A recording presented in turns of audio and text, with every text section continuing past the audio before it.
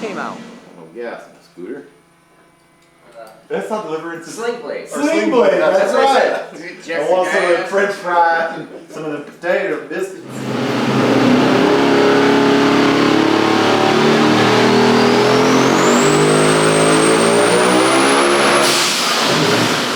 There we go.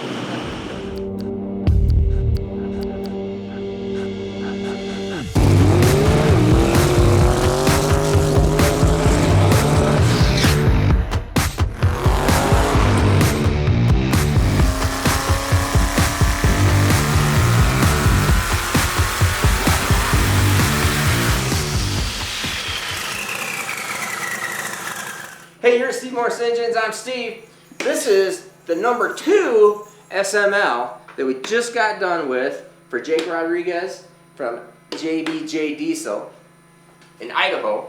Jake's out there. Jake, he flew in. That's right, he flew in to witness this.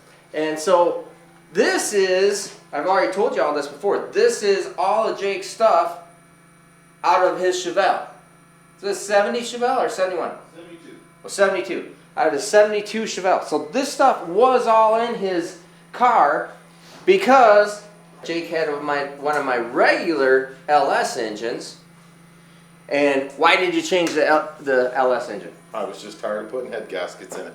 Tired of putting head gaskets in it because he was leaning on it. Because he made 1950 at the tire. Jake has a chassis dyno too. Yep. Every time I ran it up there, you know, 1800 horses. It was just a matter of time, and coolant pressures just started getting a little high. Yep. So I put a set of head gaskets on it, run great for a while. Yep. Keep leaning on it, and it eventually goes south. One of the whole points of this deal is to get rid of the head gasket issues. And so this is the first time Jake's been out here. First time Jake's ever seen anything. So I'm going to show him, and I'll show you too, the block, the cylinder heads, exactly what's on the internals of all this before we come in and run this thing. So. Like I said, this is a direct drop-in, all billet, fully water jacketed, drag and drive anywhere you want, and you drive the snot out of them. So Jake drives the crap out of stuff. So he'll put a lot of miles on it, test it for endurance apparently. And oh, I gotta tighten up this one little screw here. So it got me distracted. I seen that screw, and then I'm thinking, anyway, so, I'll just go show you all that stuff. But like I said, it is a direct drop-in to the LS. But to be able to make, we're going to be shooting for over 3,000 horsepower today. Probably going to be a little limited on turbo size and just Jake's entire setup, including the intercooler. The intercooler is going to be, it's kind of like a double-edged sword because the intercooler is going to be better, yet I think it's going to end up being a restriction. So, for making max horsepower, because we're going to be probably limited. This is a really small turbine side, and these are 83 millimeter? Yep, 83. 83 millimeter bullseye turbos right here. So with the intercooler and the smaller hot side, this is probably going to be a little bit limited. Oh, and we have full exhaust. So if you notice, I mean, this is a 4-inch exhaust. Well, it actually goes 4 to 5 right here, and then 5-inch exhaust all the way out to my exhaust, or to my mufflers out there. So there's a good 8 foot of exhaust on this thing. So that kind of stuff will change things up. Holley EFI, methanol. Oh, this is dual fuel. So we'll talk about that a little bit later too. Is that I gotta set it all up. I don't have it running on it just yet, but this is the second fuel cell. This is pump gas, E85, whatever Jake wants running, for the bottom set of injectors. So there's a bottom set of injectors that are street drive, a top set of injectors that are race. The race injectors are on methanol. The bottom injectors are on E85, pump gas, whatever you want to run it on for street use. So the dual fuel, this thing is going to be running idling, starts, does everything on pump gas. So you could drive it around the pits, drive it to the racetrack, do whatever you want to. Hook up the belt, race it, starts on pump gas, would do part of the burnout until it starts building over 4 pounds of boost. It transitions in before you would leave on the trans brake. So it would be all in on there before you left on trans brake. And then transitions, this still stays running, it just turns the injectors off and starts running the upper injectors for methanol. So that's how this whole system is going to work. And now let's go out there, I'll show you the pulp head, the block package, and why this thing is just better. Let's do it. Alright, so we'll go over the cylinder head first. So cylinder head bolt pattern, obviously. So 1/2 inch stud, 1/2 inch stud. Change the bolt pattern. So this does not fit on any LS block. The SML block does not fit anything LS, except internal rotating assemblies, that kind of stuff. So with the extra 1/2 inch head stud, so everybody has 1/2 inch head studs out here. In a normal LS, they're about right there where my thumbs are, that much farther apart. So they obviously have problems right here, and they always have problems right here. So we've moved these in. We've added 2 1/2 inch head studs here. Move these in. So change the pattern altogether. And then obviously this is billet. Water jacketing right here.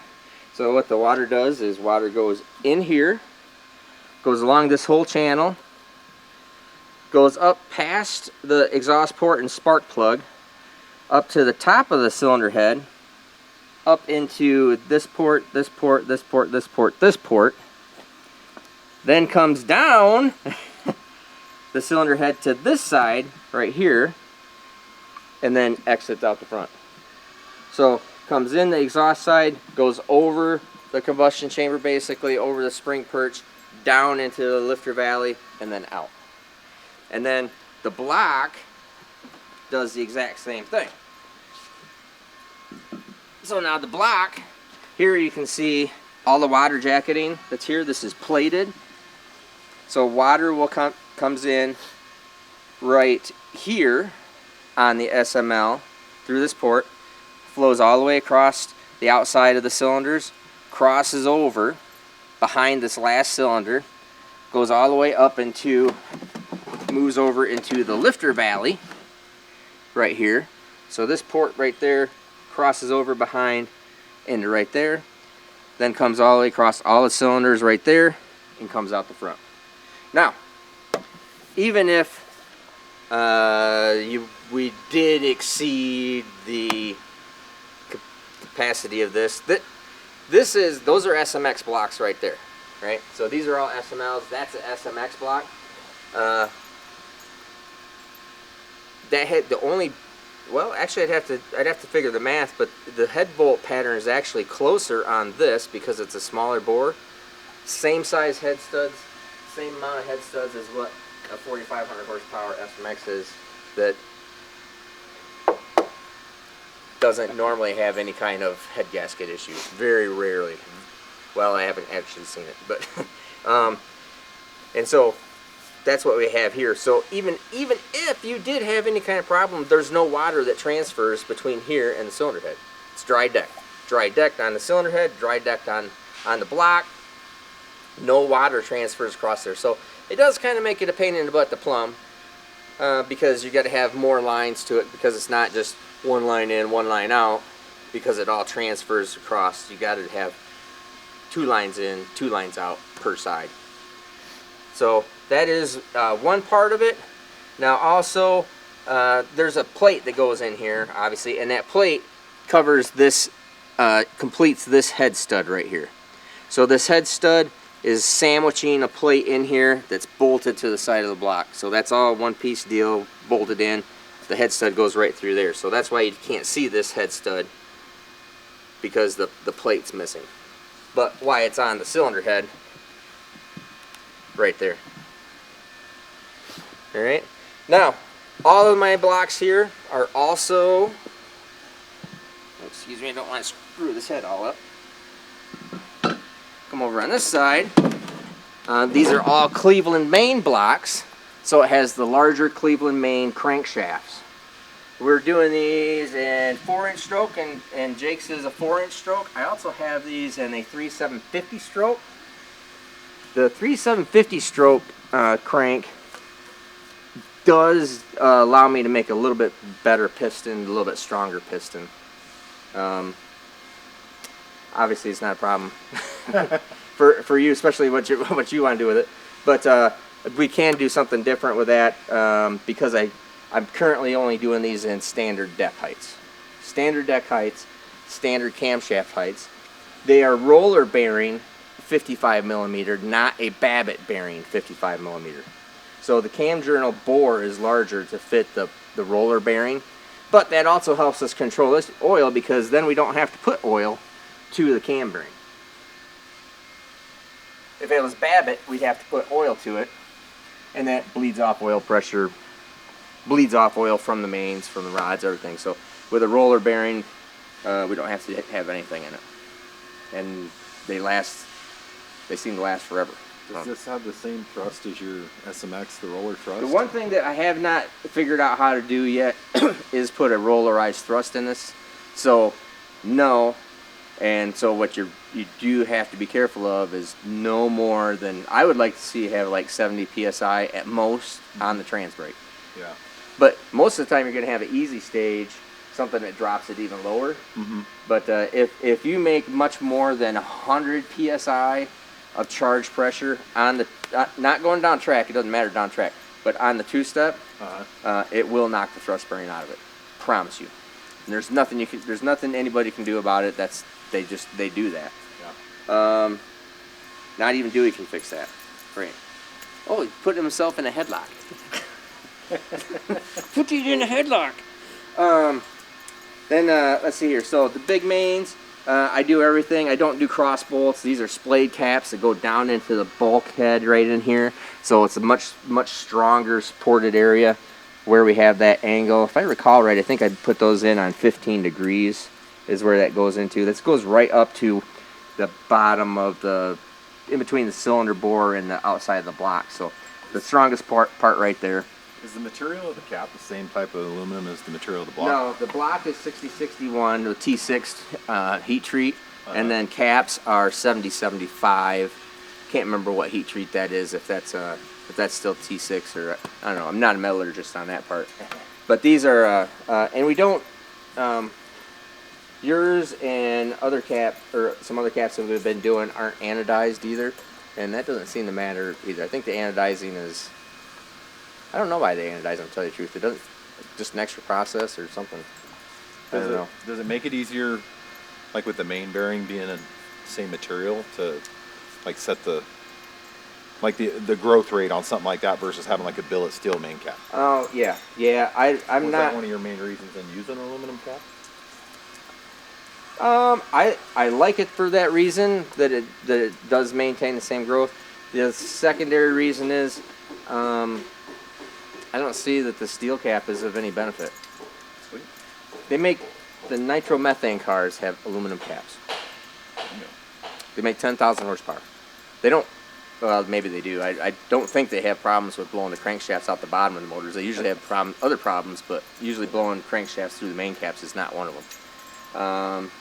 So maybe I'm wrong on that deal, but the ones I've seen were aluminum caps. And all the Pro Mod stuff, everything in the 41X, the Hemi stuff, they're all aluminum caps. And it's amazing. People put a lot of emphasis right there that probably doesn't need to be there in these applications, you know. Yeah. Yeah. So anyways, otherwise it takes, a stock LS starter, stock LS flywheel. This actually takes a Jessel standard cam height timing belt setup. We have Jake's also has the first set of Manton rocker arms on it. The other two engines, Jake has the second one because the third one's over there, just don't have done yet. Well, it is done, just haven't dynoed it yet. That still has Jessels on it, and the first one has Jessels on it. This has the Manton, or Jake's has Manton rocker arms on it. They're looking good. We'll lash them up one more time, but I've already run the motor just at low boost, so Jake's here for the big number stuff. Mm-hmm. And I think what else we got? Anything else? That's it. Yeah. Any other questions? No. Let's send it. Oh, stock oil pan. So I have a Peterson mount set up. for Peterson dry sump. Oh, I know one thing. So it will take a daily pan, or if you I can put a daily pan on it, but I have them set up for Peterson oil pump and a regular dry sump pan. One thing that you do have to do is these holes here are plugged because that's part of the water passage and a head bolt. So there is a head stud that is in water, FYI. So with coolant, it really doesn't matter. It's not going to do any problem, but if somebody ran just straight water all the time, there could be a rusting issue with a head stud there. That's a possibility. Yeah, so these are plugged, and so in order to get oil out of the cylinder head, the oil has to go all the way up here. This is plugged, has to go all the way up to the push rod holes. Well, that is about this height. So the only way we can make this work is they always have to be scavenged oil out of the cylinder head. So one section of the oil pump sucks oil out of the cylinder head. The SMXs are the exact same way, and that's all because of how it's water jacketed. There's no other option. I can't get a passage anywhere in there to drain oil because there's water in the way. So that's just one of about the only little thing that I have not managed my way through to change, and then honestly I think it's better to do it that way anyways, suck all the oil out of the cylinder heads.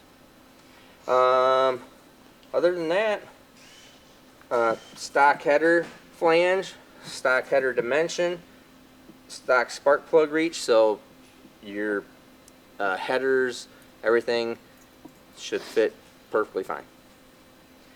Anyways, let's go over and start running your motor, and let's start leaning on it and make some horsepower.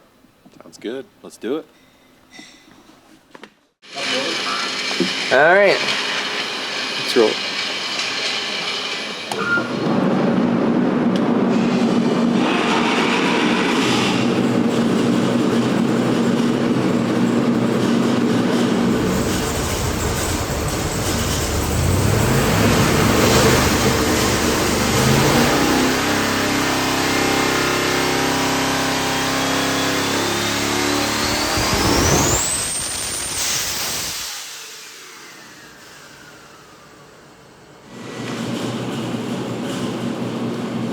I think it overboosted with the kill switch. Is it your boost safety, man? Yeah, I think so. I turned that way up too.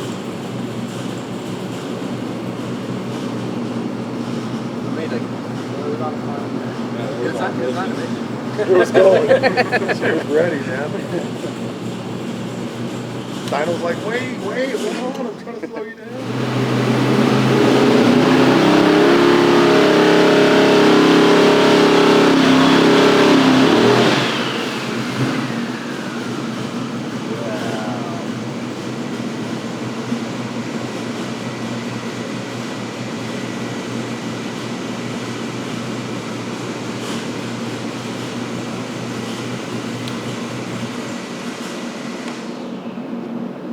Well, it's doing something.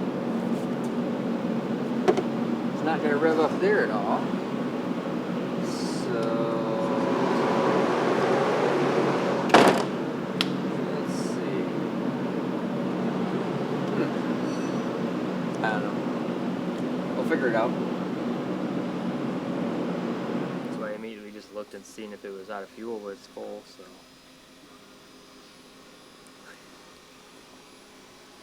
Alright. That was my initial reaction. Was like, I did you remember to put fuel in it? Because that's happened a couple times. I'm to like, check the gas. So report.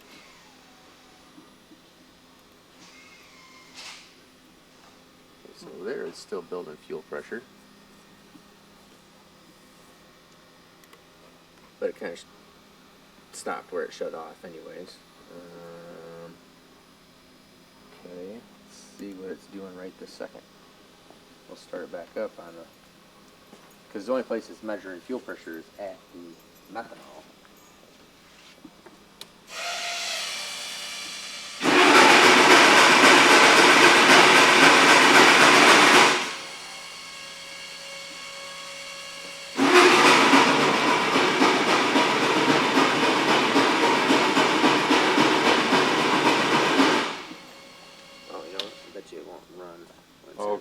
test, It's huh? in a test mode. Yep. Can't run in a test mode. At least I think.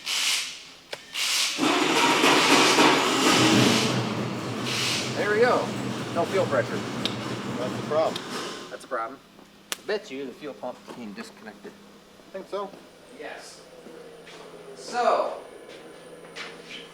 it's got a pinch clamp right here. Uh-huh. Take that pinch clamp out and you can slide the fuel pump back, and I bet it's got okay. a 3/8 hex drive that goes into it. Let me grab some more. Sorry. Fuel pump came out. That's what shut the whole thing off.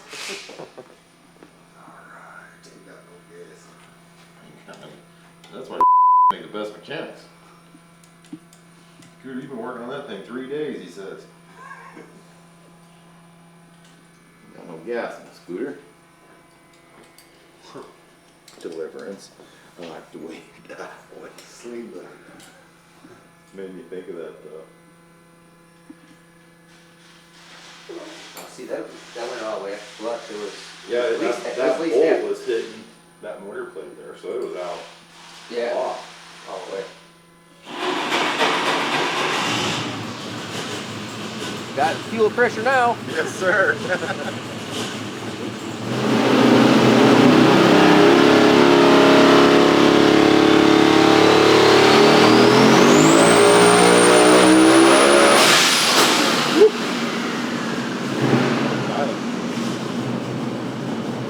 Well, now whacked out all the gauges over there.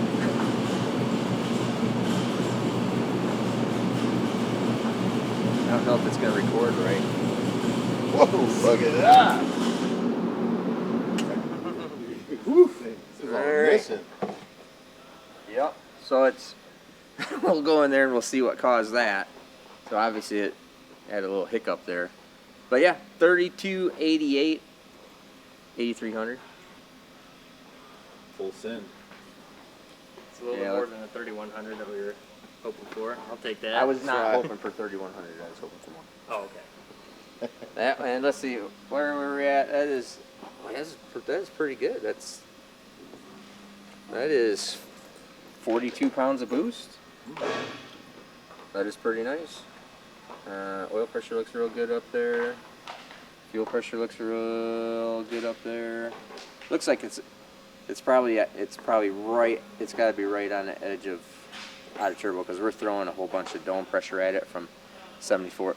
I think from 7400 to 8500. I think I got another 10 pounds of dome pressure going at it, and it's making 1 pound of boost. So I think it's done. Yeah. So I think, which is about right. I think that's probably what Bill would say it's good for. All the beans and whistles at almost 3,300 horsepower. So Yeah, it's pretty good. yeah, yeah. We'll go into the tune here, and we'll see if we can figure out what made that hiccup. Because the engine didn't make the hiccup because I didn't hear the hiccup, Yeah. but the screen wigged out. And actually, we'll download that, and I don't think I bet you it's something in the dyno. To tell you the truth, something got unhappy right there. I don't normally run this dyno at that horsepower level. So it either probably picked up a tack here, because that's what I saw a jump all over the place was the tack jump. So I might have something going on right there. It's fumey. Yeah. I know. It's freaking. Got me crying. A little bit rich. No, that's just joy. That's joy. That's my happy. Those are my That's happy your tears. that's your happy tears. Yeah. All right, cool. So let's do. I'll clear this thing out, and I think we'll look at this thing real quick. Think about that. What's going on there? I saw the gauges whack. It's crazy. You could like hear the difference on that. Like, There the dyno grabbed it and didn't let it get away from it. yeah. So, which is cool. Even the test time is 6 seconds. Isn't it normally like around 3 seconds or something? Like, Yeah, I mean it was a slower test. yeah, really. Yeah, something's going on here. Let's see, because I saw. Yeah, I saw it. It killed 3,000 here. Killed this gauge, and then all of a sudden, and then I saw the tachometer just.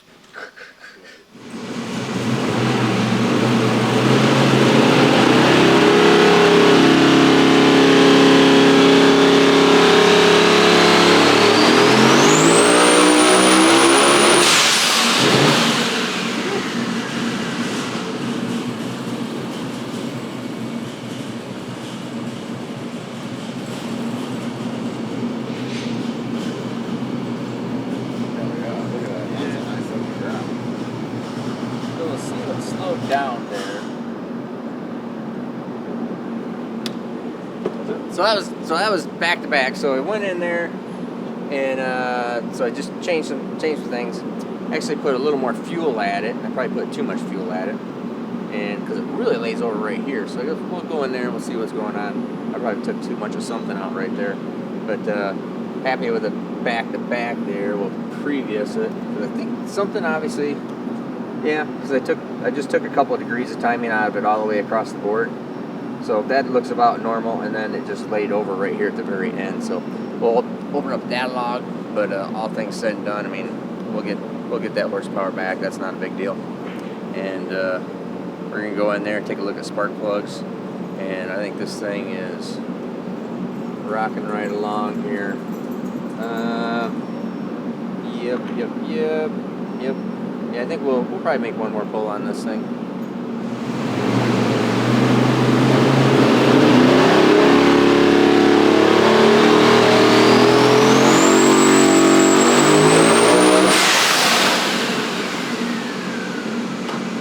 I should pop that fuel pump out again.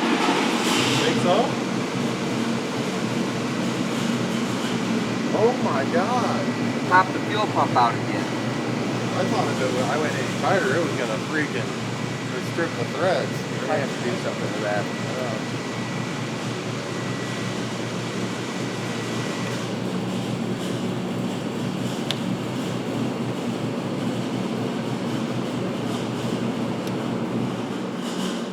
Yeah, bummer.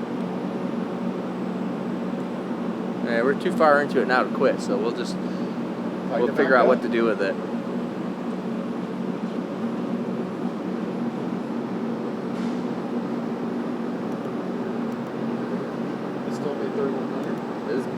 Yeah, it still made 3,100 at 73 when it popped out. Man, it was gonna definitely do 32. Yeah, it was. God darn it! It was 103 horsepower better than the pull before that. Hey, I'll dig deep. All right.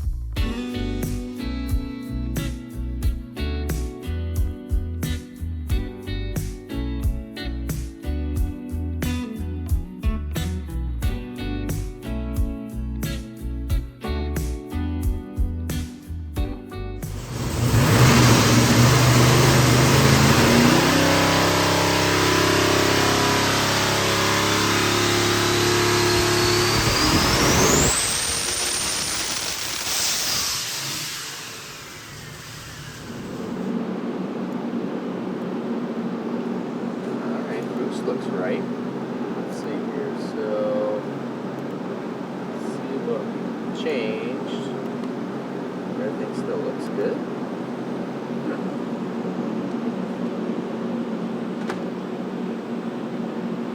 Must not like zip ties. Thanks. Alright, let's see where we're at here. What to make it?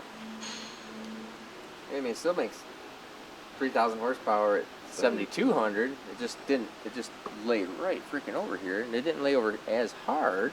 I just kind of flatlined. It just flatlined this time, so still got something. It's hitting something here. Yeah, see, it was so this green line is the one where it made 3159, and then fell right over. Mm-hmm. So we were solid better all the way across the board here by 100. 150 actually right there, and then all of a sudden it just laid right over. All right, so let's see what's going on there.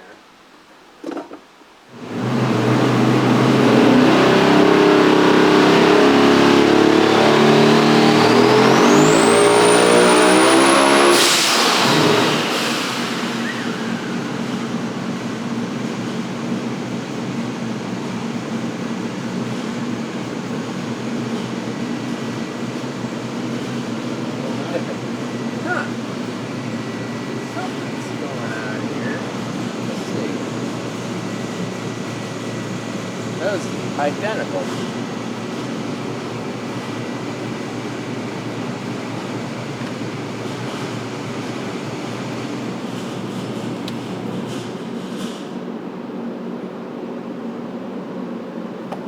Is it the 1 degree of timing that got pulled out?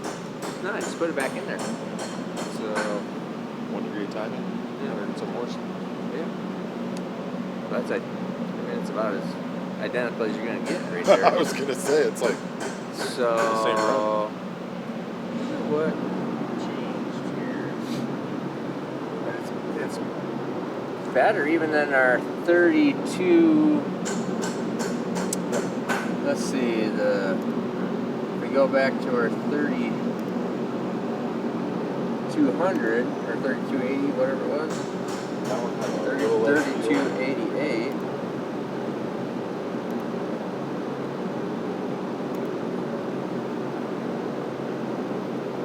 See, it's nearly identical there. It just doesn't carry up here. All right, so the only place we are significantly different right there is I added fuel up there. So, all right. At least it's consistent. It's consistent, yeah. No, yeah, there's nothing wrong with it. So it's as you get into that level, it's a little bit of fuel or a little bit of timing makes a pretty big difference. Yeah.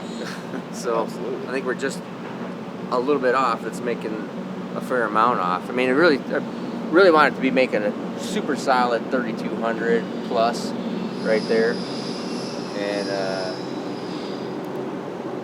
close. But I mean, it just needs to not lay over right here. So the only thing I got it doing is just putting a bunch of fuel at it. So let's let it cool down here, and we'll come back and take some fuel out of it.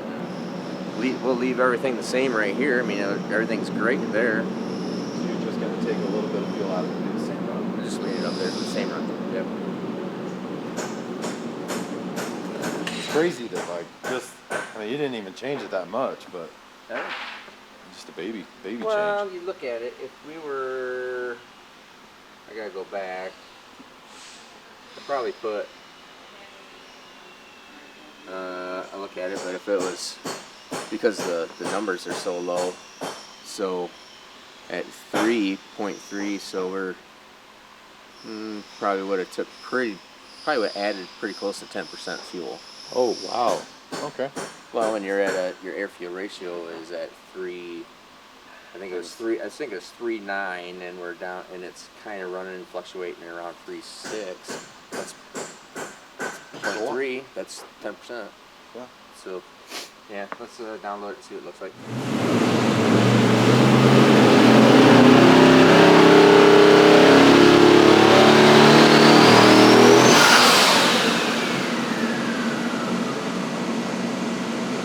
Freaking pump came out. What the heck is going on with that? Zip ties?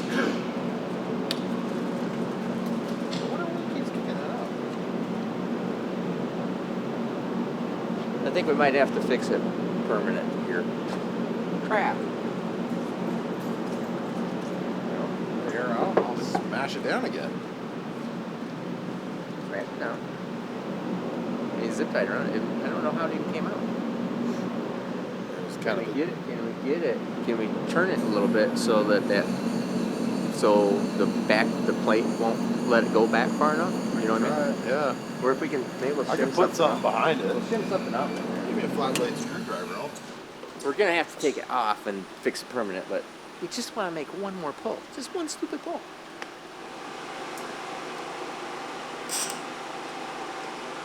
Scared to come home because it knows I'm gonna beat on it.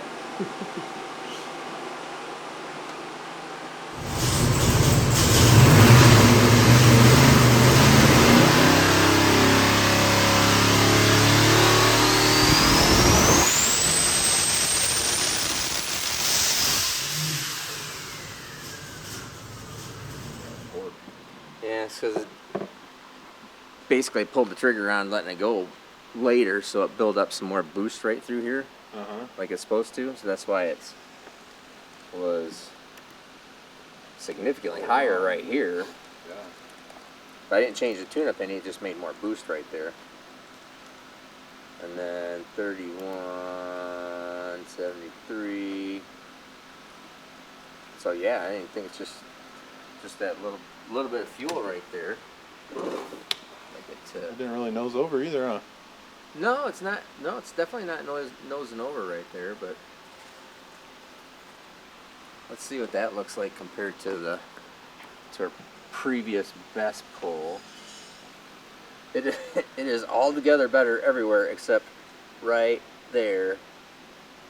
After probably 70, if we extrapolated that just out to there, it would be like 7,800 and above. Yeah. It's just different right there. So, obviously we'll still lean it up a little bit. I want to make a super solid 3,200 without any glitch right there. All right. All right.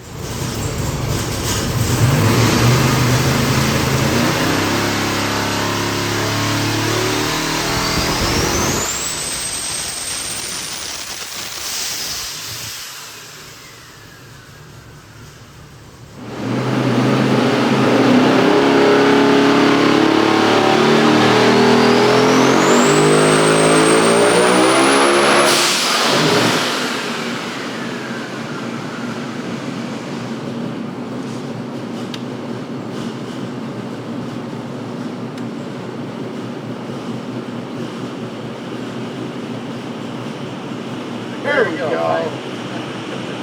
Okay. Holy crap.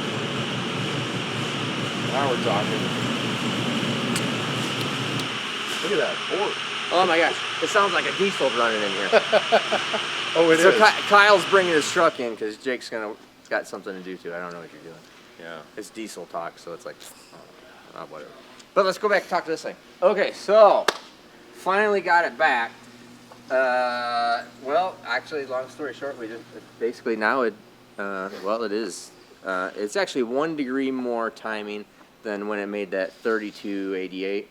I think the 3288 pull is probably bullcrap, to tell you the truth. So it's 1 degree more timing, but the same fuel. Sweet. So, but that's a nice, good graph. I like it. That's pretty sweet. It is right out of turbo here for sure because I continue to try throwing more pressure on the wastegate above that, and we're up to basically 60 pounds of dome pressure on there now, and it don't make any difference between 45 pounds of dome pressure and 60 pounds of pressure. It makes 41 pounds of boost. Yeah. Period. So I think that's pretty good, and given with the intercooler, everything there, that's your a little smallish on the headers, and it's definitely a little smaller on the turbos. I mean, Yeah. there's a couple of limiting factors in there that are hunting us a little bit there, keeping us down just a little bit. But what is this? This is the 20th pull on this thing. So, but three of them with a fuel pump pops out of it. But but that's a pretty nice deal.